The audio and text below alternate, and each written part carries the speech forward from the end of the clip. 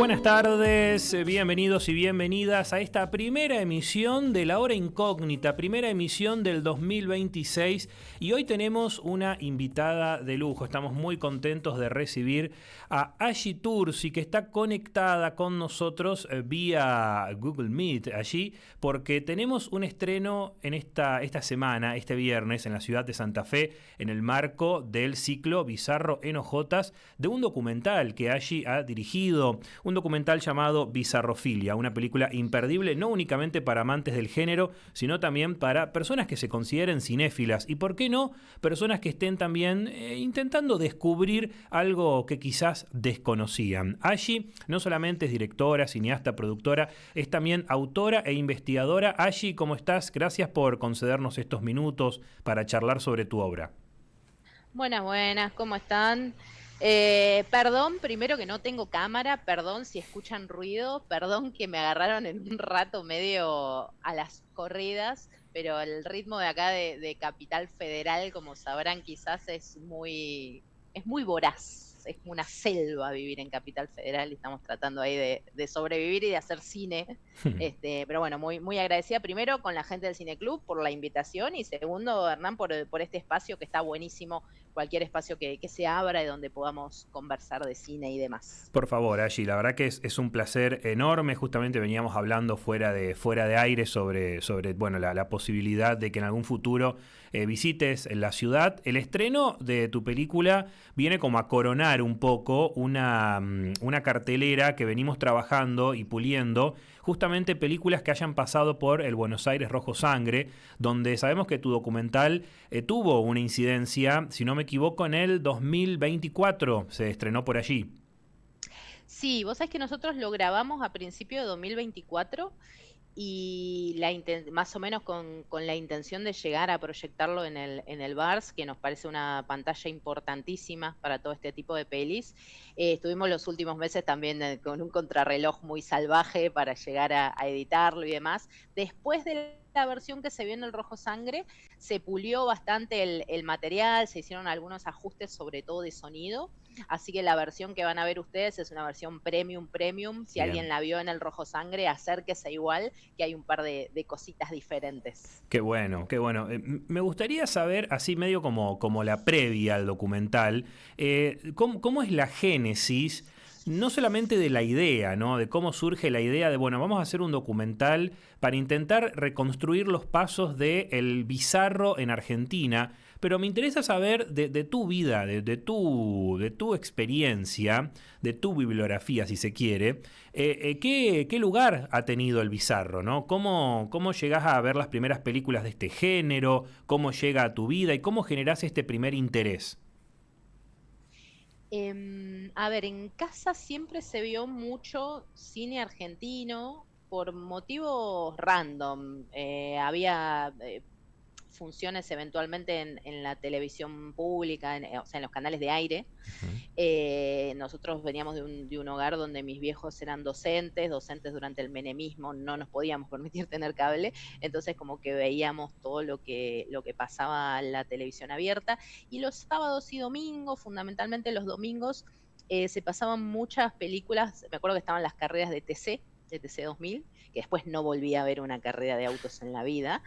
Y después de ese horario venía, bueno, como toda una saga de las películas de Aries, Cinematográfica Victoria, Argentina Sonofilm, digo, todo lo que es Bañeros, Exterminators, las películas de Olmedo y Porcel también, que hoy se pueden leer un poco en Uh-huh. ese código, sobre todo Los Extraterrestres, o la otra de Emilio Dizzi con Javier Portales de Las Locuras del Extraterrestre. Entonces es como que eso siempre estuvo en mi vida y estaba, y era normal que estuviera. Después vino como un choque cuando empecé la facultad. Yo estudié diseño de imagen y sonido en la UBA, y ahí gran parte de mis compañeros tenían como intenciones medio de David Lynch y Claro. mirar a Hitchcock y directores que yo amo, pero como que no venían con todo ese bagaje de haber visto todo este cine, y el primer intercambio, los primeros acercamientos siempre eran de desprecio. Estaban mal esas películas, primero porque eran argentinas y el cine argentino era malo, y después porque eran películas argentinas populares, eran peores todavía, eran como la escoria de la escoria.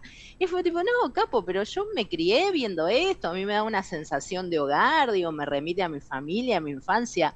Qué pena que no sientas eso mismo. Y nada, y ahí fue, bueno, tratar de convivir y demás. Con otras miradas, que en lo que respecta a gustos y al arte y demás, la verdad está bueno rodearse de gente que piensa diferente.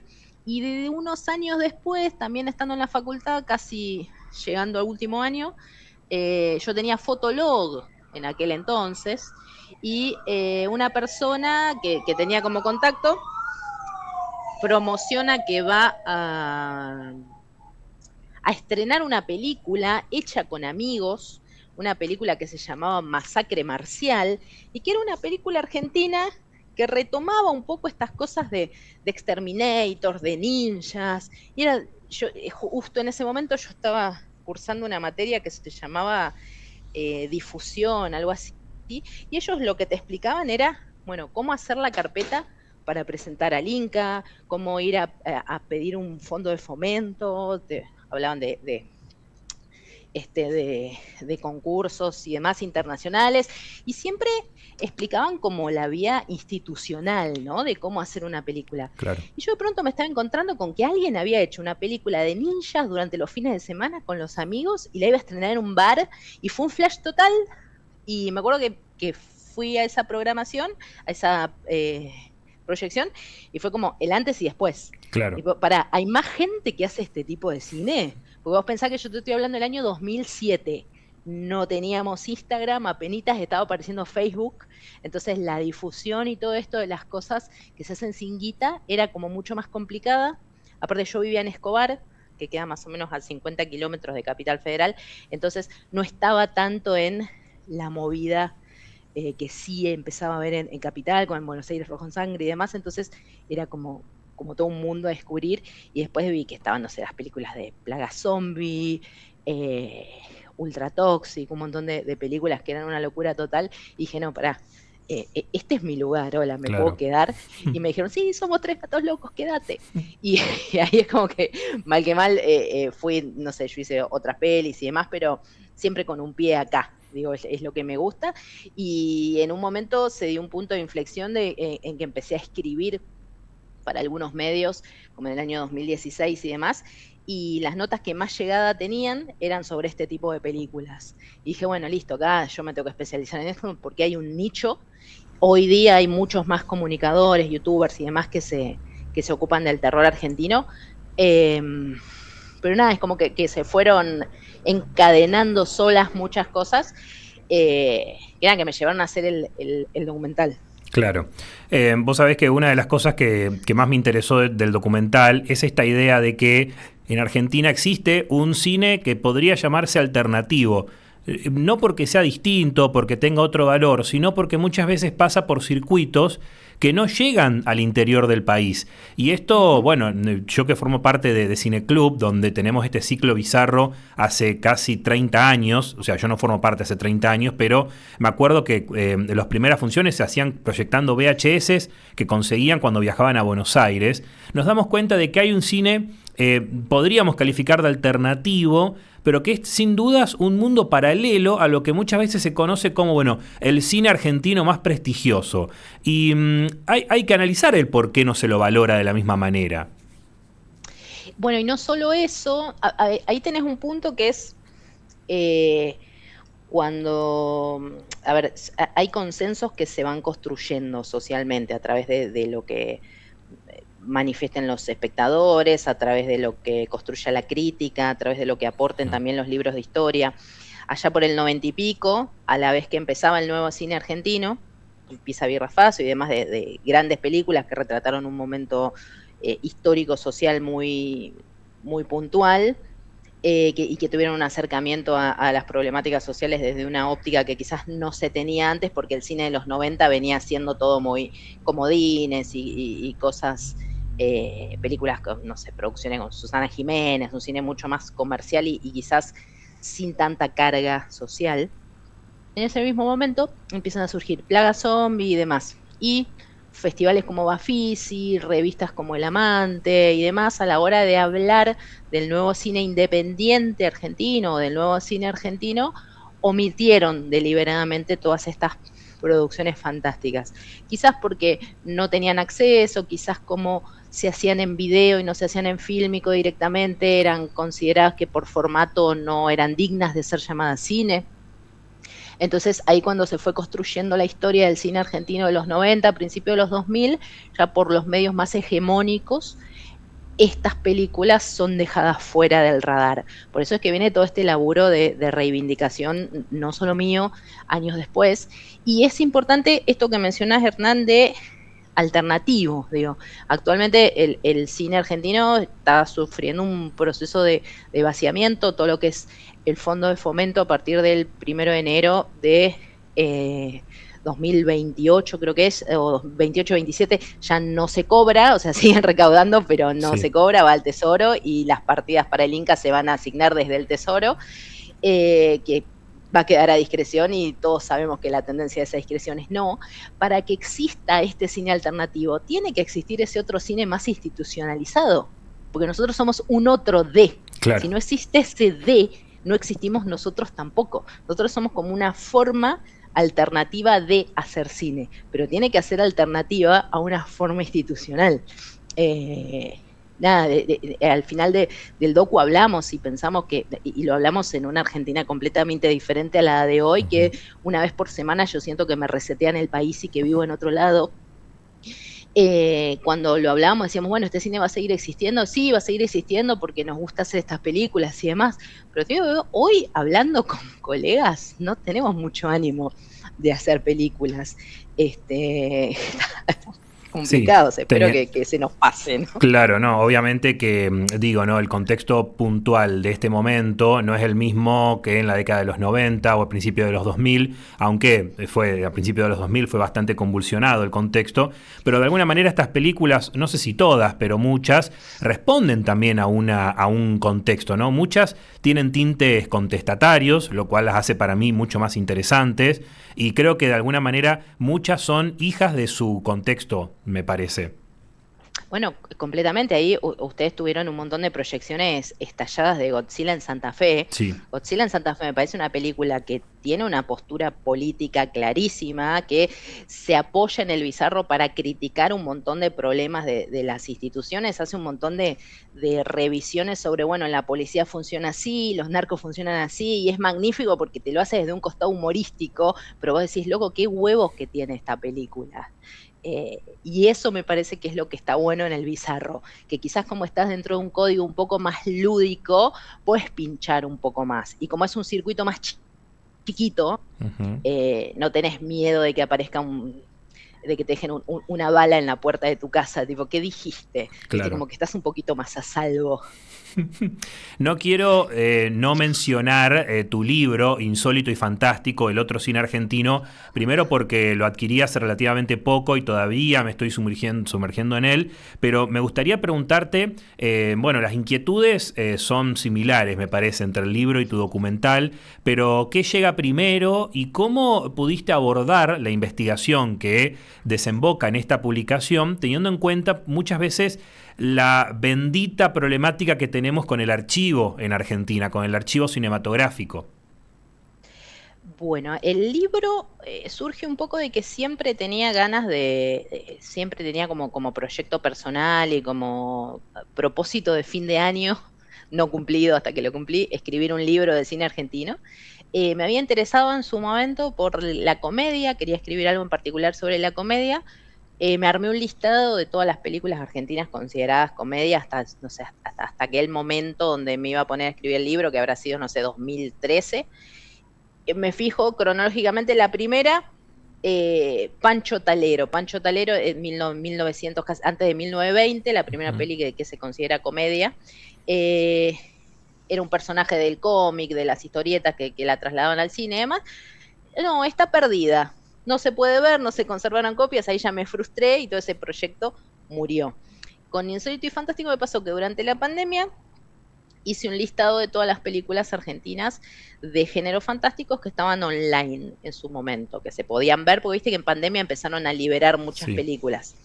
Eh, y ese listado fue de alrededor de 300. Y yo dije, no, pero hay más, porque yo estoy segura de haber visto más. Y ahí empecé compulsivamente, sola en mi casa, con mis 2 gatos, a hacer una lista de esta película, esta película, esta película. Llegó un momento que compilé más de 600 y dije, no, pará, ¿qué hago con esta información? Y dije, bueno, ¿vos te acordás que querías hacer un libro? Y ahí empecé como a volcarlas en un libro, pero la intención del libro siempre era, el libro está dividido en capítulos, tenés el capítulo de ciencia ficción, el capítulo de fantástico y demás, y la intención siempre fue catalogar cada película de acuerdo a la intención primaria, digamos, de su director. Si el director quiso hacer una película de terror, pero por falencias, por problemas en el código, de presupuesto, lo que sea, le terminó saliendo una comedia, yo no me voy a tomar la atribución de catalogar esa película como comedia si el tipo quiso hacer una de terror. Entonces, ahí aparecían un montón de películas como Las Guachas, el caso Laura y demás, que hoy las consideramos bizarras, pero que yo no podía poner dentro de la categoría de bizarro porque los directores no las concibieron como tal. Entonces, todas esas que me quedaron en el tintero, después digo, y bueno, ¿y cómo se transforma el género a través de los tiempos? ¿Cómo es la mirada del espectador quien termina de completar el sentido y catalogar una película dentro de un género y otro y demás? Y me pasaba en particular con el bizarro. Entonces, y aparte, el bizarro tiene una cosa, que hay muchas escenas que si vos las escribís son un embole. La persona a la que le estás dirigiendo, a la que le querés compartir esa información, tiene que ver la escena, porque no es lo mismo que yo te la cuente a que veas el material de esa película. Entonces, ahí se fueron conjugando todas esas circunstancias y terminó surgiendo el documental también como complemento o como para hacer una función doble con otra película maldita, que es un documental de 2023 de Ujú. Alberto Fase y Mario Varela, que habla sobre terror y se centra específicamente sobre terror. Entonces y ese docu como levantó un montón de interés, yo dije, bueno, estaría bueno hacer algo que vaya por este lado como complemento, pero sobre el bizarro. Y ahí se terminaron como de articular todas las piezas y terminamos haciendo bizarrofilia. Tanto este libro como tu documental, Allí, me parece que aportan, primero que son documentos muy valiosos para mí al menos, y yo creo que el público lo ha recibido muy bien, pero aportan a un famoso debate que, digamos, lo hemos tenido desde que acá en Santa Fe hacemos este ciclo bizarro ya desde hace varios años, que es el debate sobre qué es el bizarro, qué es lo bizarro. Si yo te preguntara ahora, capaz que te la esperabas esta pregunta, sin intenciones de que nos reveles demasiado las ideas que surgen en el documental, que sabemos que son muy interesantes y son variadas, pero en base a tu investigación, a tu experiencia, ¿qué es el bizarro para vos? ¿Qué es el cine bizarro? Eh, para mí, el bizarro es principalmente algo que sale de la normalidad, que sale de, vos esperás de una comedia, no sé, tipo Esperando la carroza, entendés que es una comedia costumbrista, tenés como un seteo de expectativas. Si en Esperando la carroza apareciera un alien, por decirte, un plato volador, bueno, a partir de ese momento se da un giro y la película se convierte en bizarra. Claro. Esa es para mí la concepción, cuando vos tenés unas expectativas seteadas y aparece una cosa completamente falopa, por denominarla de alguna manera, o completamente perturbadora, o que te dé asco, que te genere rechazo, que te despierte algún tipo de emoción y que te descoloque de esas expectativas que tenías seteada. Por eso me parece que el problema del bizarro es que siempre tratamos de pensarlo como reglas predefinidas y en realidad el bizarro está, o el sentido bizarro está en el ojo del que lo mira, porque a lo mejor tenés, no sé, mi mamá, que está completamente habituada a ver más telenovelas y como que maneja un código muy puntual, y la pones a ver una película con alguien que está al lado de alguien, de mi hermana, ponele, que es más del palo del anime y esas cosas, y a mi mamá le puede parecer completamente bizarro, algo que mi hermana no, porque cada una tiene como las expectativas seteadas de una forma diferente. Normalmente en Argentina se le dice bizarro a lo que es más más berreta, que se ve más barato, como que es una copia de, está muy cercano al término de exploitation, el bizarro en Argentina.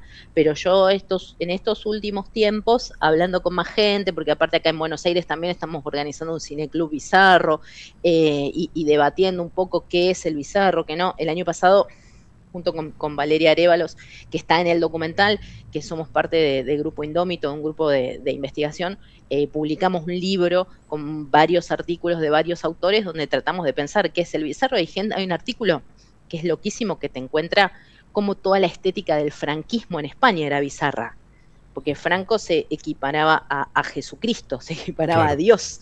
Entonces eso, vos decís, bueno, para esto es bizarro, y en el momento no se leía así. claro. Entonces, de toda esta serie de reflexiones y demás que son posteriores al documental, yo ya me quedo con la postura de que está más dado por el ojo de quien lo mira y por las expectativas que tiene esa persona que por lo que te ofrece el código en sí.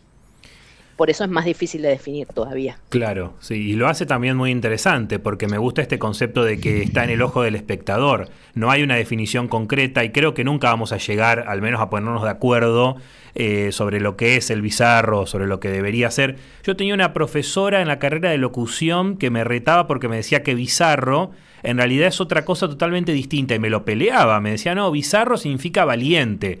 Bueno, le digo yo, Sí. pero bizarro lo hemos acuñado para el término, para otro término. Ay, cómo me peleaba esa profesora. Bueno, ¿qué diría ahora si te escuchara allí sobre el Ah, pero término bizarro?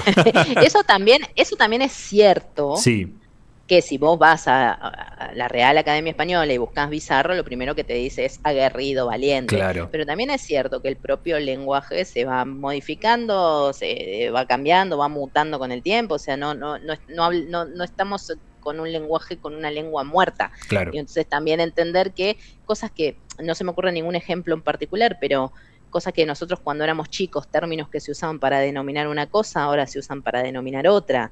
Eh, y también me parece que el hacer cine bizarro en Argentina tiene mucho que ver con ser valiente, porque estás invirtiendo tiempo y dinero en una película que no, financieramente esa guita no va a volver, porque históricamente nadie recuperó y seguimos haciendo películas.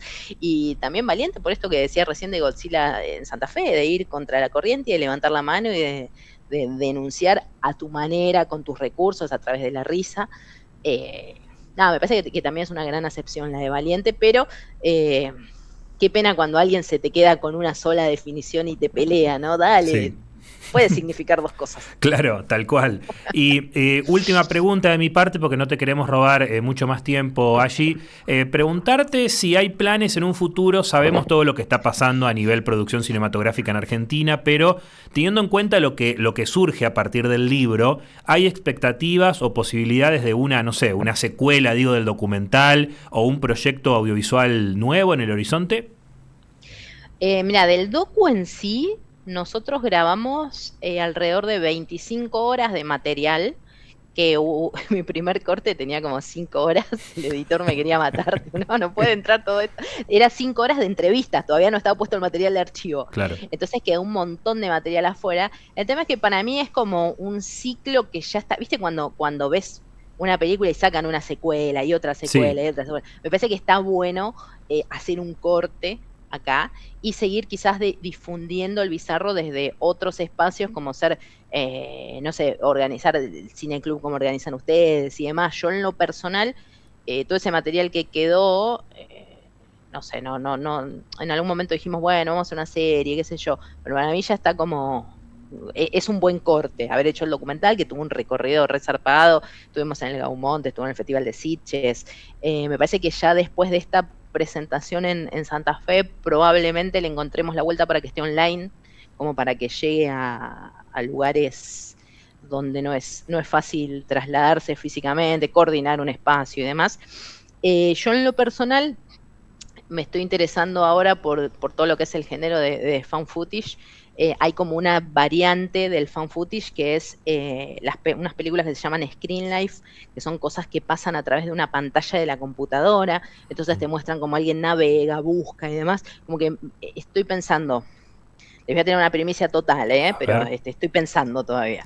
Quiero hacer un documental sobre realizadoras de cine fantástico en Latinoamérica, y con ese código, ¿no? De la búsqueda y demás, sobre todo porque me parece que simboliza bastante bien lo que nos pasa con las realizadores de Centroamérica, que es muy difícil, Centroamérica y Caribe, lograr establecer un vínculo o lograr entender quiénes son las personas que están impulsando el género desde allá. Entonces esa es una idea. Esto viene de la mano de otras publicaciones en las que estoy trabajando.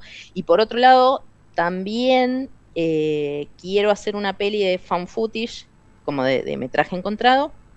No sé todavía si va a ir para el lado de la comedia bizarra o si va a ir más para el lado de terror. Y eso ya depende, o sea, son dos ideas independientes. Eso ya depende un poco de los factores externos, porque la de terror requiere una serie de locaciones, que no es mi casa ni la casa de mi familia, y que en la de comedia no tengo ese problema. El tema es que me parece que todo lo que es cine fantástico tiene quizás un mejor recorrido en festivales y espacios especializados que una comedia más tradicional.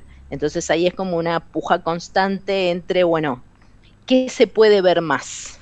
Claro. ¿Qué peli va a tener el mejor recorrido? Y es, nada, estoy como todavía en esa decisión. Yo creo que antes del fin de año debería empezar con algo, y también estoy laborando en otro libro que es específicamente sobre el monstruo en el cine argentino, porque hay muchos casos de monstruos, no solo dentro del género, sino también fuera. Entonces ahí estoy como viendo bien cómo termino de estructurarlo. Ya creo que tengo 2 capítulos terminados, en algún momento saldrá, pero es... también la discusión es, bueno, libro físico o libro digital, porque está toda esta cuestión de que cuando tenés que recortar, lo primero que recortás es esparcimiento y cultura.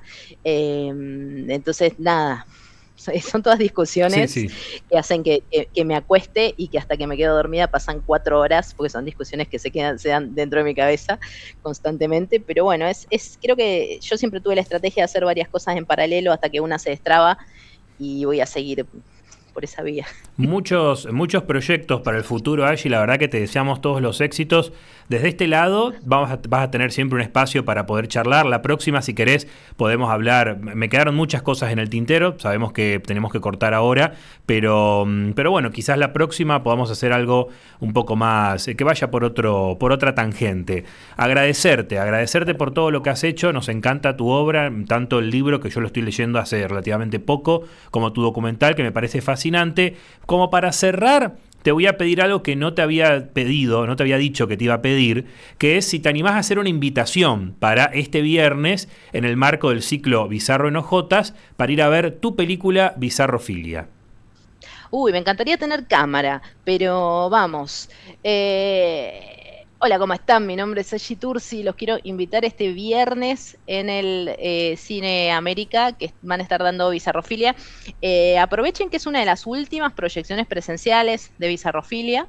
Nuestra idea es destruir la copia, pero nos parece que la peli está buena y que está, bueno, quizás sí sobrevive y se puede seguir viendo. Vayan a apoyar sobre todo esta movida fantástica. Sé que vienen haciendo una serie de proyecciones con bastante gente. Es gente que quienes organizan le ponen mucho amor y mucho huevo y mucho corazón a que todo salga bien, así que se merecen el apoyo de todos. Y nada, después pueden buscar la peli en Letterboxd, decirnos qué les pareció. Yo no voy a poder ir, así que les agradezco un montón si suben stories, sacan fotos y demás, y nos muestran y nos cuentan qué tal estuvo todo, y que se diviertan y llévense para anotar, porque nombramos muchas películas que después seguramente quieran ver. Yo ya me anoté varias allí para ver. El documental lo estaba mirando con una libretita, así que no va a ser excepción. Bueno, allí, gracias nuevamente, quedamos a disposición para lo que necesites, y bueno, será hasta la próxima. Gracias a ustedes. Cuando termines el libro, coordinamos y vemos de hacer una charla más larga, si tenés ganas. Dale, obvio que sí. Muchas gracias. Magnífico. Allí pasaba Ayi Tursi. Ella es realizadora audiovisual, investigadora, autora de este libro increíble que se llama Insólito y Fantástico, el otro cine argentino, libro que pueden conseguir fácilmente en Mercado Libre, en librerías locales, búsquenlo. También es directora de Bizarrofilia, película que ha tenido un exitoso paso por el Buenos Aires Rojo Sangre, un documental excelente que busca reconstruir los pasos del cine bizarro argentino mientras se preguntan, bueno, ¿qué es esto de hacer bizarro argentino? A través de la voz y opinión de un montón de realizadores, realizadoras, periodistas, comunicadores, gente del palo, del género. Bueno, realmente es un documental que van a poder disfrutar, ya la escuchaban a ella, una de las últimas oportunidades que van a tener de verlo en una sala de cine este viernes, aquí, en la ciudad de Santa Fe, en el Cineclub Santa Fe, en el Cine América, en el marco del ciclo Bizarro en Ojotas, a partir de las 22:50 aproximadamente, de las 11 de la noche aproximadamente. Acérquense. No tiene ningún desperdicio. Bueno, esto ha sido entonces la primera emisión de La Hora Incógnita de este año. Esperemos que haya mucha más. Gracias por haber venido. Les quiero agradecer a Martín Rueda por la operación técnica, por todo como siempre. Y será hasta la próxima que nos volvamos a encontrar. Aquí quédense con toda la programación de REC Santa Fe.